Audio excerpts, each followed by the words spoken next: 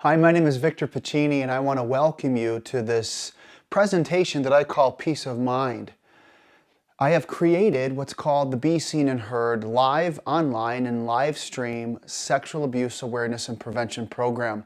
I'm so honored that you're taking the time to watch this, and I'm so happy to report that because of my program, I have had over 70 disclosures of children coming forward and sharing their story of abuse.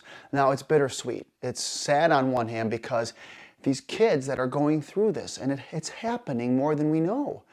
But on the other hand, it's about saving their emotional lives, which in turn can save their life.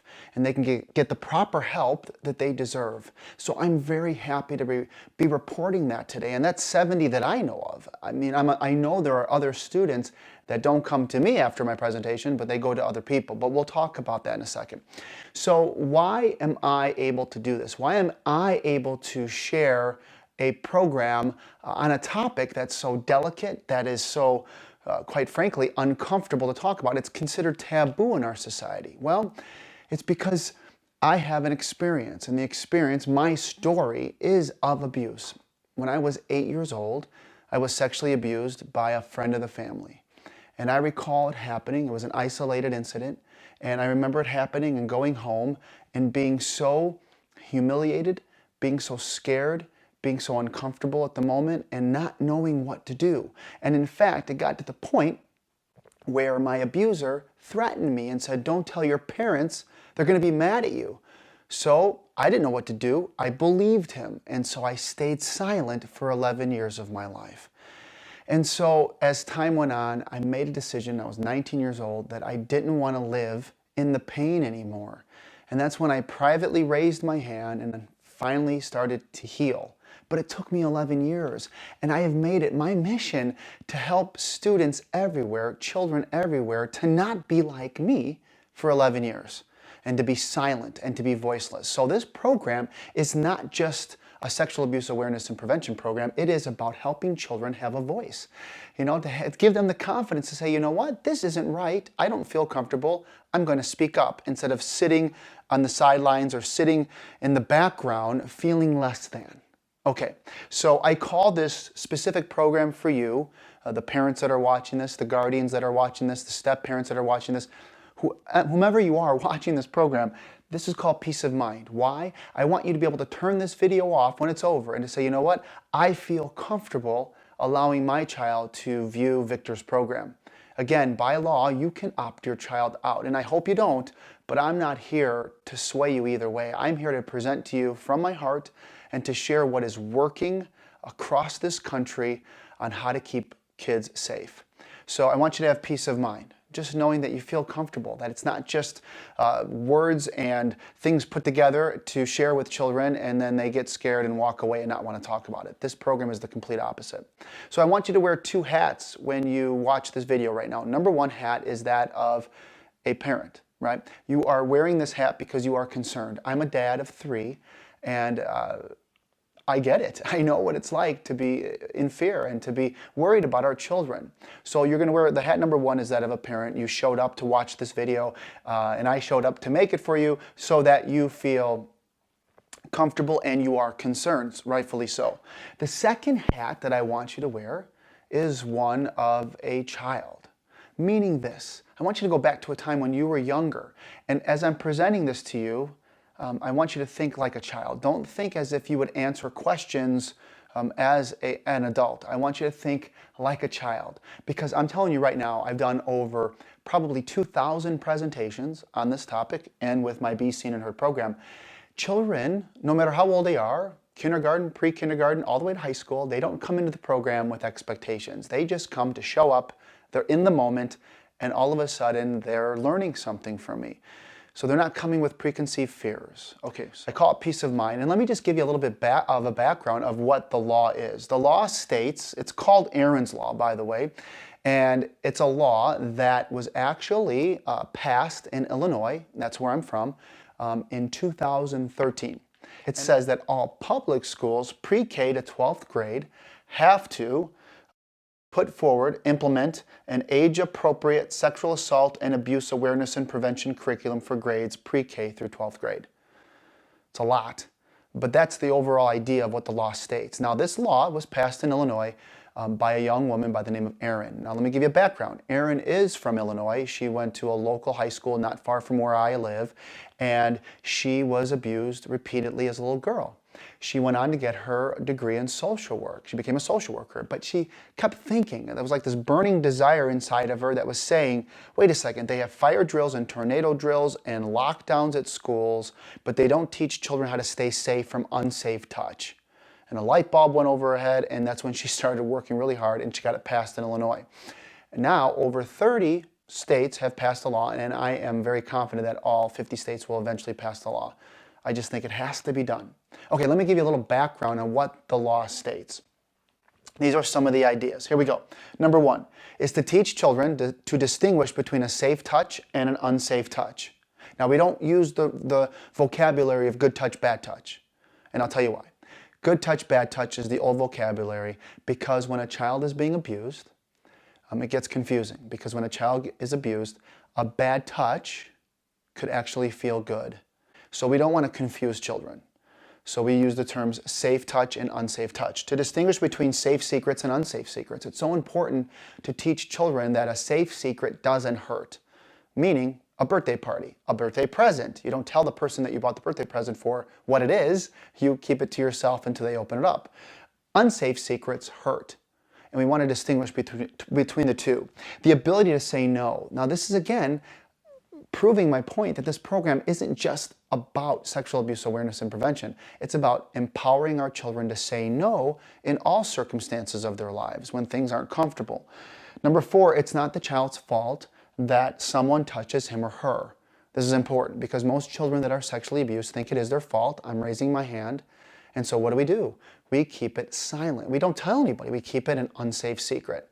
So I am here, whether people see me live in front of kids at a school or a live stream through the internet or online through my online course, I am here to give children permission to privately raise that hand and to say, you know what, something's going on and I need to talk to somebody. And that leads me to this, to have a trusted adult or a trusted hero in their life. Now, I coined the term hero because I use the words hero all the time in my other programs, like, you know, who do you want to connect with? Or who is someone in your life that you really care about, that you could go to if you ever need to talk to somebody? And kids all the time, we call them personal heroes. So these are people that we can go to if we ever need to talk about it. Okay, so my biggest fear that I get from parents, actually two, and I'll go over, this is in my hand for a reason, I'll go over that one at the end. But the first fear I get is, and this is from educators too, how do you properly chunk the material or this whole curriculum of sexual abuse awareness and prevention? How do you chunk it appropriately? You know, that the right age kids are getting the right age curriculum in the material. Well, I did a lot of studies on this. I did a lot of research, and I came up with, I think, is an amazing curriculum and an amazing, if you will, chunking ability to make this program work. And I'm going to just tell you what it is. If you look up here on the screen, again, let me go back, peace of mind. That's my goal for all of you. So let's walk through this. When I see kindergarten, first and second grade, and pre-K is in this too, depending on the school, I use the language safe touch, unsafe touch. I never use the word sexual abuse. It's not appropriate. It doesn't even make sense. And that's one of the fears I get from parents. They raise their hand when I see them live and they say, Victor, is this a sex ed class? No, rest assured, I will never use the word sex in my program when it comes to this age. And I'll even take it another step. I will never use the word sexual abuse, right? You got to really get that. When I created this program, I came from a very conservative approach because I knew that there are all different kinds of parents out there and guardians and step-parents who have different philosophies on how things should be. And I really feel I have found the middle of the road that really, really benefits children, but also gives parents peace of mind. All right, so that's K1-2. 3-4 are the terms of inappropriate touch. Again, I do not use sexual abuse. That's really, really an important distinction, right? Third and fourth grade, they'll only hear the terms inappropriate touch as it pertains to your private body parts. And finally, 5th grade through 12th grade, I actually define sexual abuse. And something that I do that is really important is the first time children hear about this topic, they don't even know what it is. So starting in 3rd grade, I anchor it to the word bullying. Everyone knows what bullying is. All kids know it's when you treat someone disrespectfully, when you push somebody, when you hurt somebody. Unsafe touch, right? So what I do now is I then take it to the next level and I say inappropriate touch is an ultimate form of bullying. Sexual abuse is an ultimate form of bullying. I hope that makes sense. So I use bullying throughout my program, not a lot, just enough to just set the tone and to anchor it in the right place. All right, so let me give you an example of how this works. If I had a kindergarten, first and second grade group in front of me, and let's say you are I'm asking you to wear the second hat now, and you're sitting in front of me as a first grader, let's say, and I ask the question, what's an example of a safe touch? And I'll get kids all the time that raise their hands and they'll say a safe touch is, now this is interesting, you would think a safe touch, they would say right away, a high five or a fist bump or a hug from someone you care about. But we got to think simple. First graders, kindergartners will say things like touching a pillow is a safe touch. See, do you know where I'm going with this is? Kids don't come with preconceived notions, right? An unsafe touch, what's an example of an unsafe touch? By the way, I use thumbs up and thumbs down so they understand. Unsafe touch, if I had a parent sitting in front of me right now, they would say an unsafe touch is being touched in your private parts. That's perfect for what a parent would say. Children never say that unless they have been abused, and that's a red flag.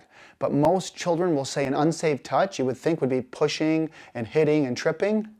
They'll say things, kindergarten, first, second graders will say things like touching a knife is an unsafe touch. Touching poison ivy is an unsafe touch. So we start simple and we build and we build and we build.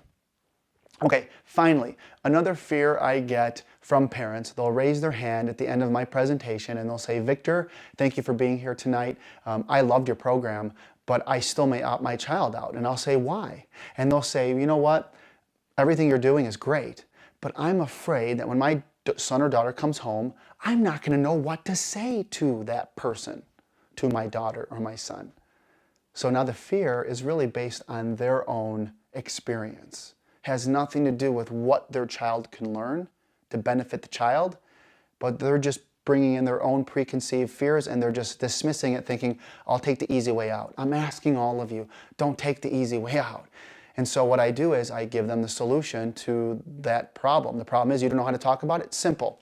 I use this book. It's a book I wrote about a little boy who was inappropriately touched or sexually abused as a little boy, and he kept it an unsafe secret for 11 years until one day he had the courage to raise his hand and go talk to somebody. Now, obviously, this is my story. I give every child an opportunity to get a free copy of this book. And they will come home after seeing the presentation. You will be notified of the link that you can go to my website. You download a free copy of this book. And guess what? This is what you use to bridge the gap between where you are now with your children to where you want to go, and that is to help them stay safe.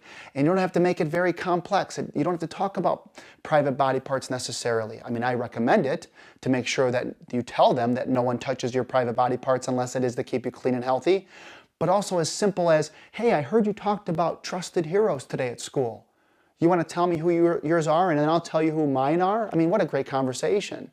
And then there's some really great things. You can have them reread the book to you. You can read it to them. And then there's some great things on the back here. Draw a touch that feels good to you. Draw a touch that feels unsafe to you, right? So these are great conversation pieces. Have you ever been afraid to share something? What was it?